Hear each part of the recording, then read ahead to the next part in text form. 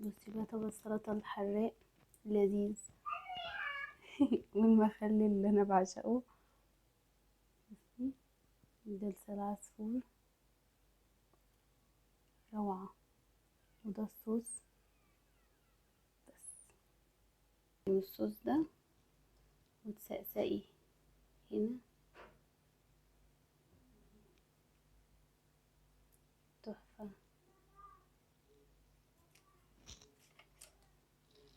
ده بقى عامله لكم بيه فيديو لوحده، جربوه وهتدعولي. المكونات دي الاسرع فراخ لو هتاكليها وقتي، مش هتتبليها وتعينيها.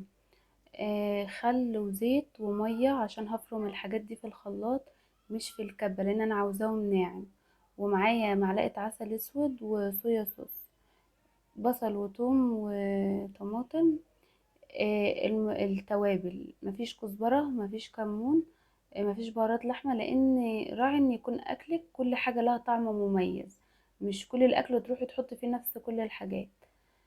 معايا كاري، ومعايا فلفل اسود ومرق الدجاج، بصل بودر، توم بودر، بابريكا، وسكر وملح. الحاجات دي انا هكتبها لك على الشاشه عشان ما تتلخبطيش. هفرمهم.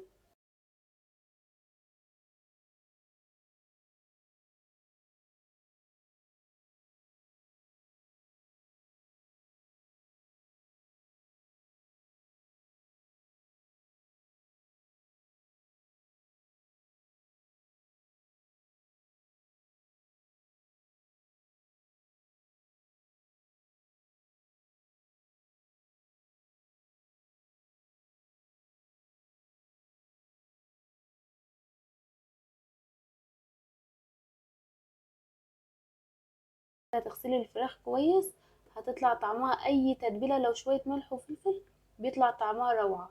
لكن لو انتي غسلتها اي كلام، او حاولت ان انت تغطي على ريحه الزفاره، هتطلع وحشه.